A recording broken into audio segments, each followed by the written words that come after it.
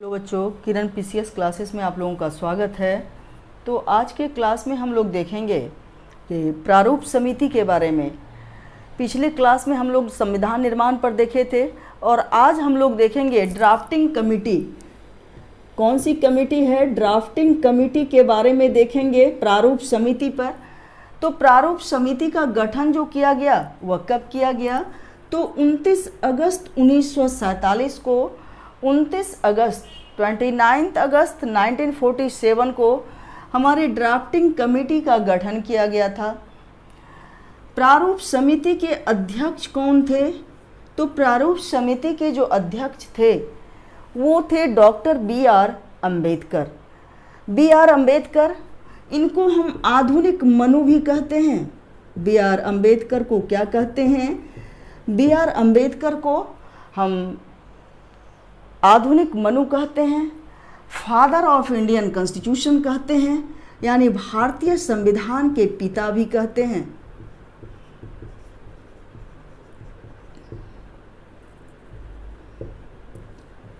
भारतीय संविधान के पिता भी कहते हैं डॉक्टर बी.आर. अम्बेडकर को। तो प्रारूप समिति में कुल मिलाकर के कितने मेंबर थे?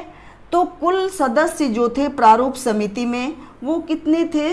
तो total member in drafting committee 7।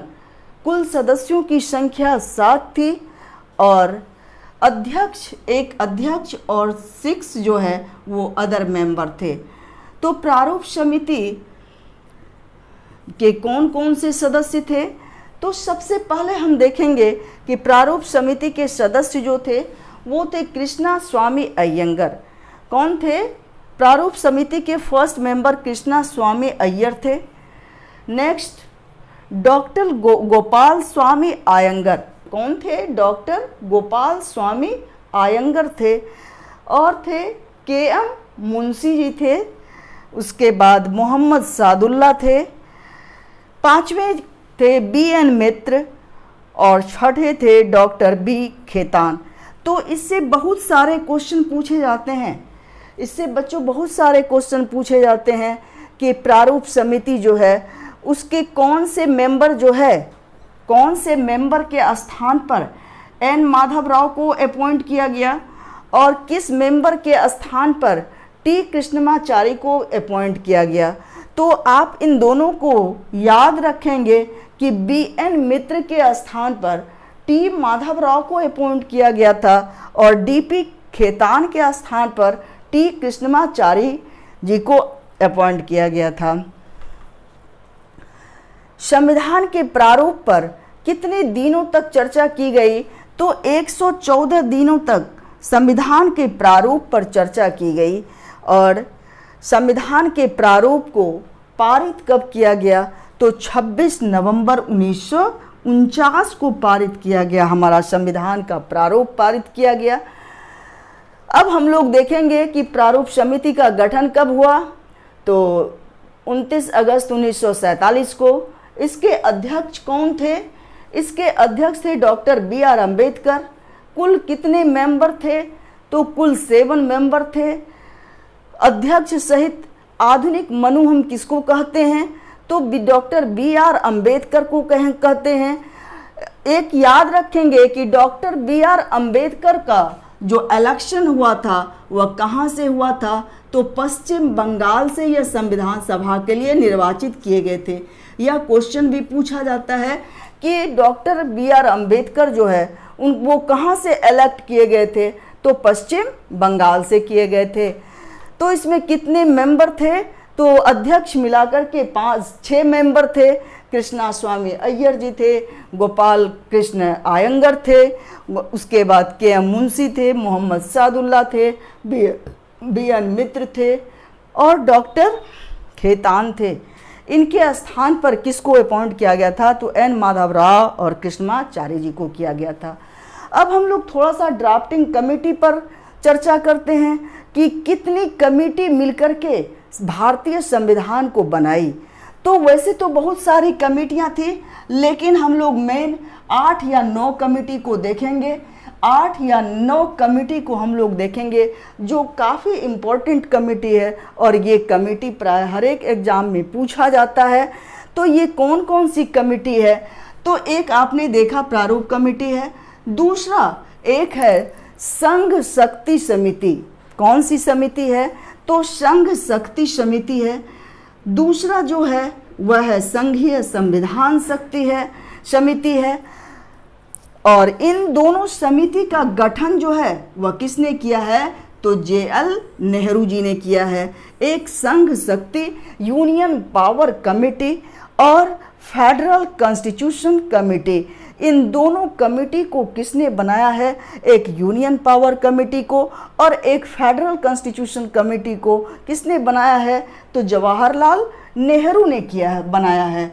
अब आते हैं कि तीसरी जो कमेटी है वो कौन सी कमेटी है? तो प्रक्रिया निर्माण यानी प्रोसेस का, हमारा जो संविधान बना उसके लिए हमारे संविधान का जो फ्रेमिंग किया गया, तो उस फ्रेमिंग के लिए क्या प्रोसेस रहा, तो यह प्रक्रिया निर्माण समिति को किसने बनाया? तो प्रक्रिया निर्माण समिति का गठन किया डॉक्टर राजेंद्र प्रसाद ने किया। किसने किया? तो फ्रेमिंग प्रक्रिया निर्माण समिति का गठन डॉक्टर राजेंद्र प्रसाद ने किया।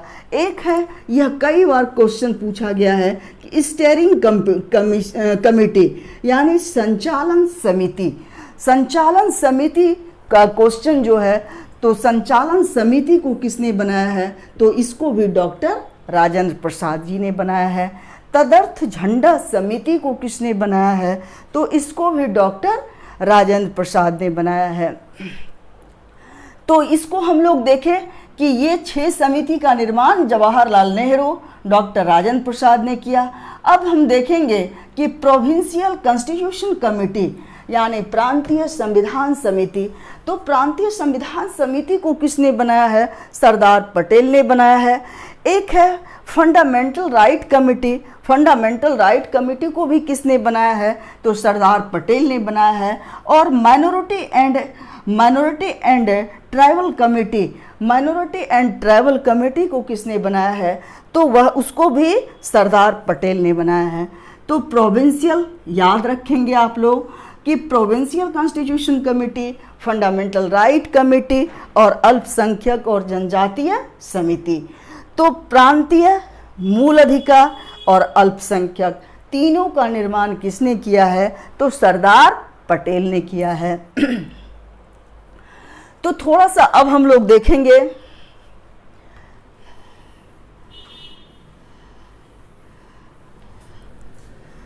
अभी हमने देखा है कि संविधान के प्रारूप को कब पारित किया गया। तो संविधान के प्रारूप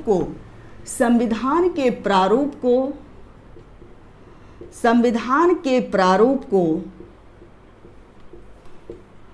पारित किया गया 26 नवंबर 1949 को। संविधान के प्रारूप को जो पारित किया गया वो कब पारित किया गया? तो 26 नवंबर 1949 को पारित किया गया और संविधान लागू किया गया। संविधान लागू हुआ, संविधान जो लागू किया गया वह 26 जनवरी 1950।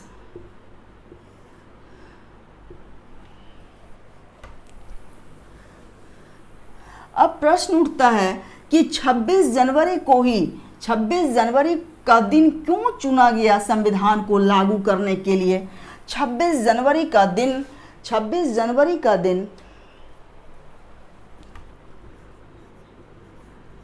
संविधान लागू करने के लिए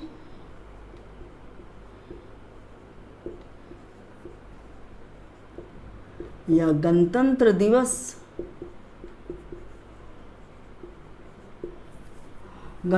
दिवस के लिए 26 जनवरी को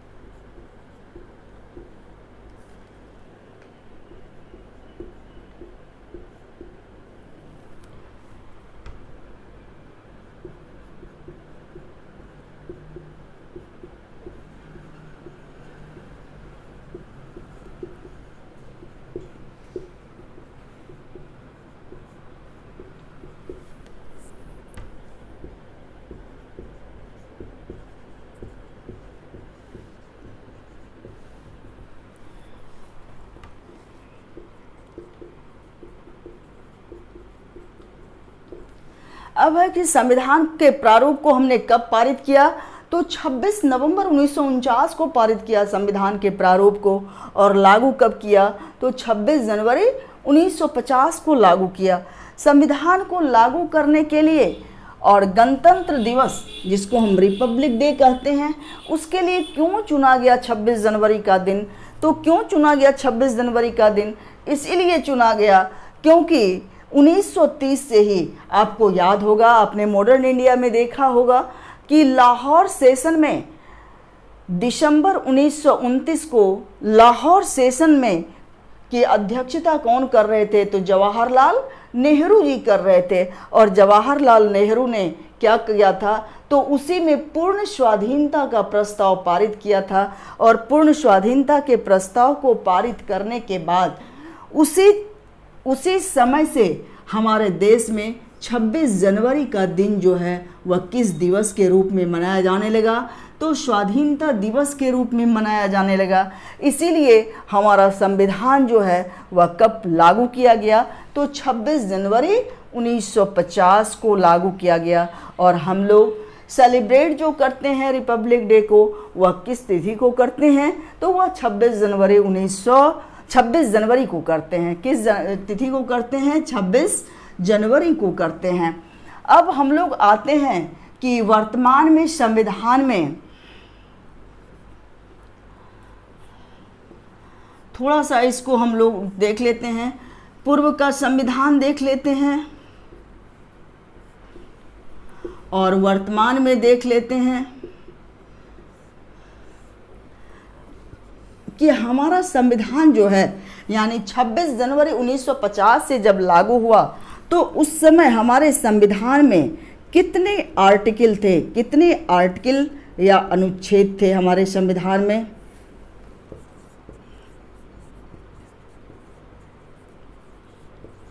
उस समय कितने आर्टिकल थे,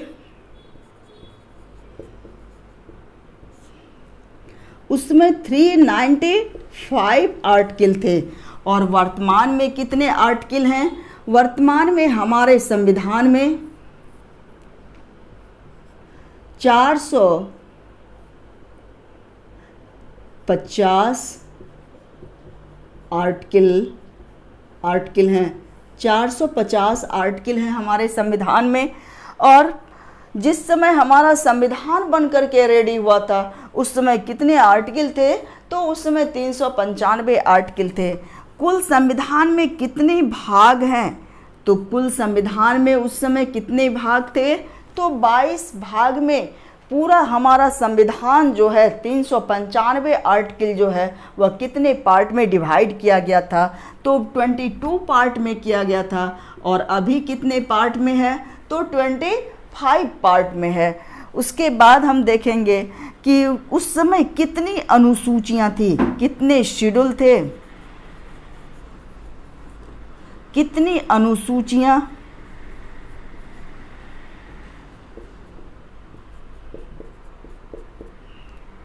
तो उस समय कुल मिलाकर के 8 अनुसूची थी। कितनी अनुसूची थी, तो 8 अनुसूची थी। और अभी प्रेजेंट में कितनी अनुसूचियां हैं, तो 12 अनुसूचियां हैं। अभी 12 अनुसूची है और उस समय कितनी अनुसूची थी, तो 8 अनुसूची थी। तो आज के क्लास में हम लोग इतना तक देखते हैं, आज के क्लास में हम लोग इतना देखते हैं कि संविधान के प्रारूप समिति के बारे में चर्चा किए। प्रारूप समिति के बारे में हमने लिखाया और आप लोग इसको देखेंगे, इससे कई सारे क्वेश्चन अराइज होते हैं। और पूर्व में कैसा संविधान था, वर्तमान में कैसा है, क्यों मनाया जाता है 26 जनवरी को स्वाधीनता दिवस, इसका क्या रिलेशन है, ऐतिहासिक संविधान कब लागू हुआ, इम्पोज किया गया, प्रारूप समिति का गठन कब किया गया, इसके बारे में देखना है। उसके बाद प्रारूप समिति के अध्यक्ष कौन थे, इन तमाम चीज़ों को देखें हम लोग। अब नेक्स्ट क्लास जो होगा उसमें हम दूसरे चैप्टर को लेंगे। धन्यवाद।